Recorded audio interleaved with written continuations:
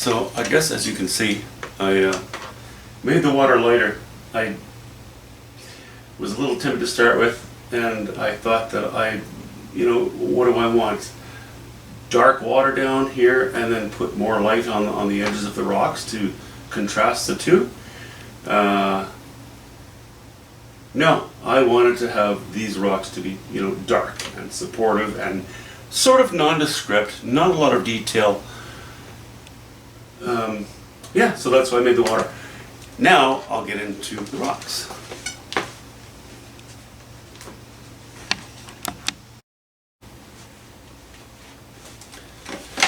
Well, let's bumble along here for a moment.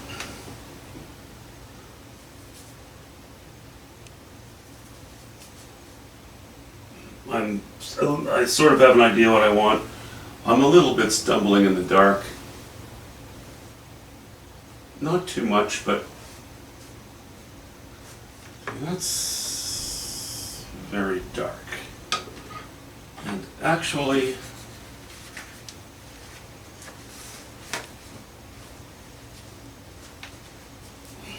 strangely enough,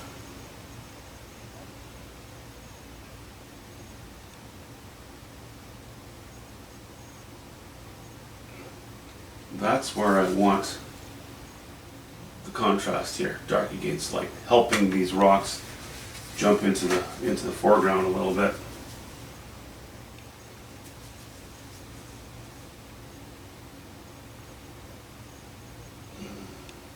This is ultramarine blue, and raw umber. Okay, just along that edge, because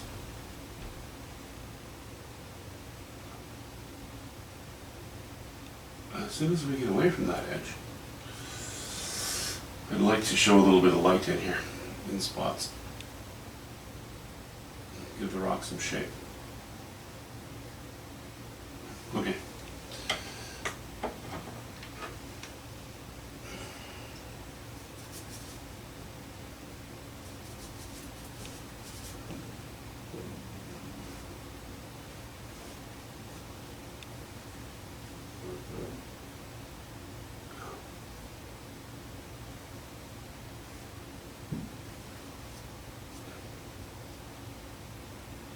Oh no, don't be afraid.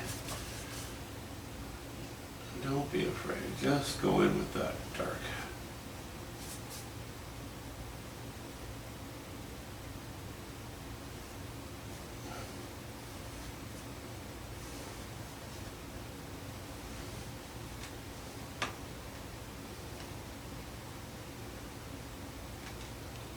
Yeah, I think that helps it. Jump at us a little bit, which is good. Am I recording? I'm always looking back. Yes, I'm recording. Okay.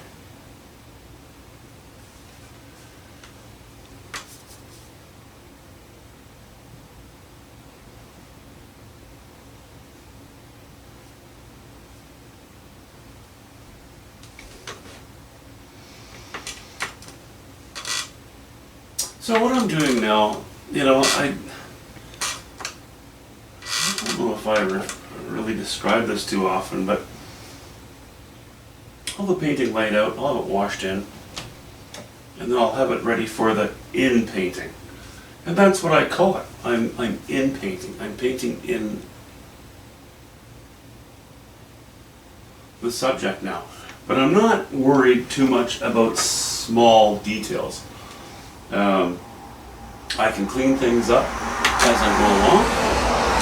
Right now I would kind of like to cover some ground. And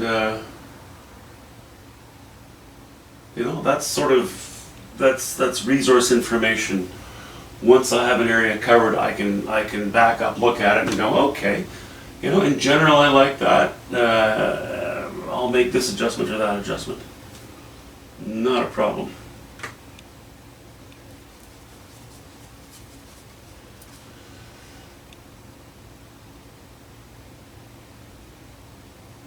Okay, that'll catch a bit of light.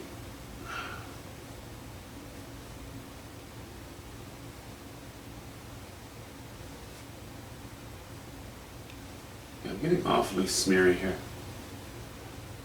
I better stop with that.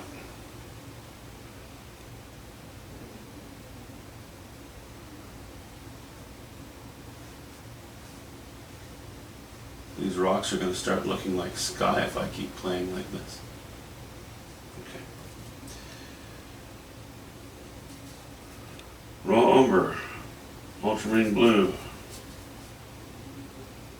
That's it. Well, okay, white.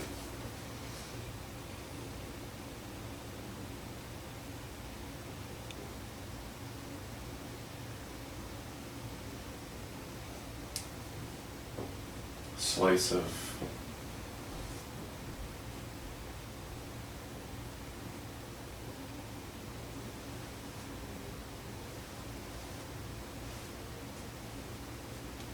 mostly raw umber there.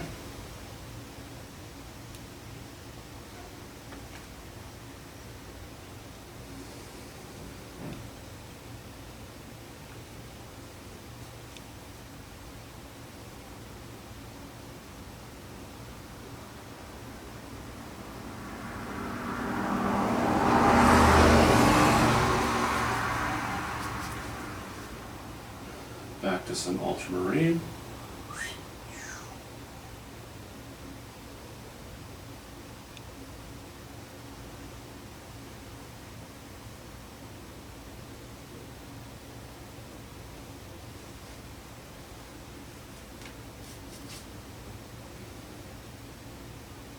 Don't want to forget to put sort of a little bit of design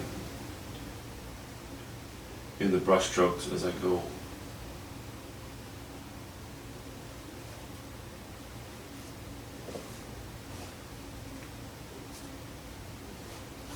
And unlike what I did here, I don't want to go over it 10 times. It just gets weak. I'm going to have to, oddly enough, this will be dry later because it's got a lot of raw umber in it. Once it's gotten more tacky, I'm going to have to lay a little bit of, I think, a few stronger brush strokes on here to make it look less smeared. You know, this is the foreground. The background, you know, it's okay if it's a bit more smeary, but even as we come into here, I have stronger strokes. So now we come to the foreground, I certainly have to have strong strokes.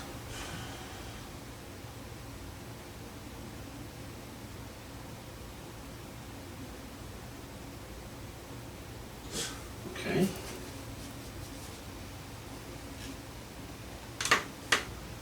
Let's go to this side.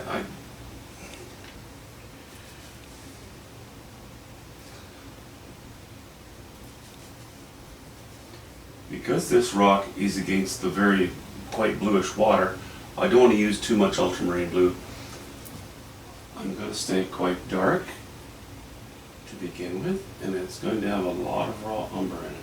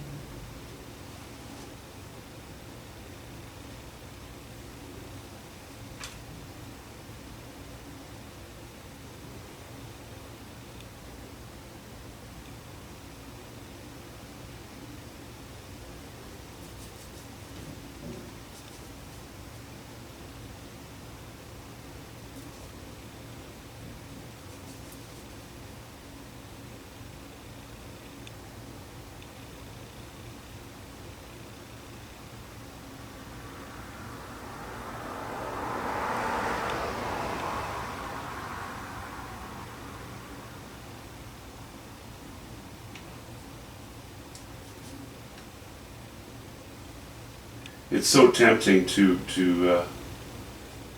put a lot of design into these things, but they're very close up. It's important to remember that our painting is actually above it, up here.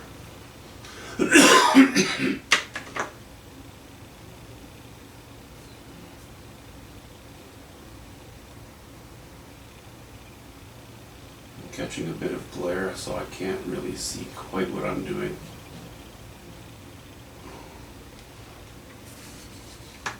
But I can see enough. Okay, don't need that line. Too complicated. Too many lines. Too busy.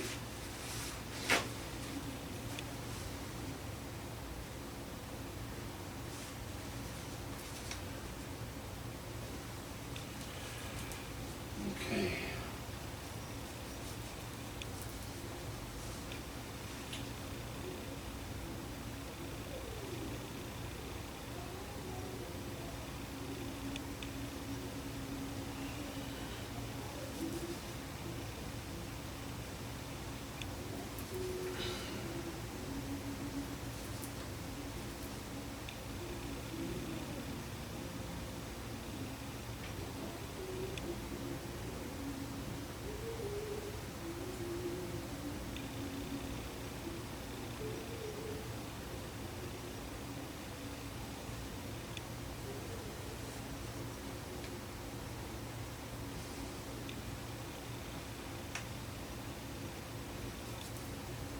Sticking with the umbras here.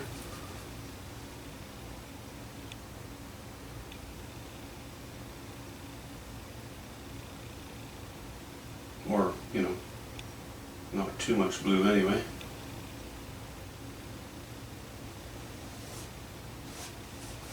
I'm going to try to keep the strokes on this part of the bedrock right in front of us, heading in the direction of the striation within the rock and the clefts in the rock, because that will help to point towards our focal area. And we have such a jumble, such a lively area above all of this, that if I were, you know, the water is already very horizontal strokes. If I were to do the same on the rocks, again, the bottom would end up just kind of looking weak. It's a bit difficult for me to explain, but I think you'll see it pretty clearly once the painting is getting closer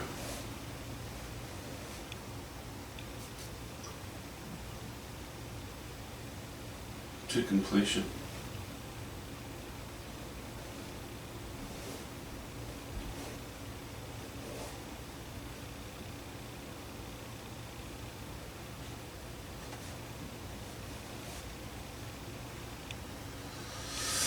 Okay.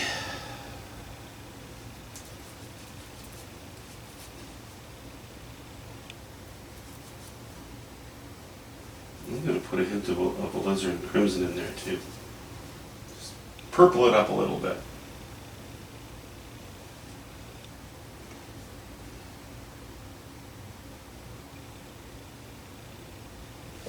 But I will save that for the edge of the painting. I gradually don't mind, as we come away from this dark to light line and we get away from that, I don't mind raising the value just slightly. I mean, the painting does have to have variety, even in sort of a relatively nondescript area as this. It still needs some interest.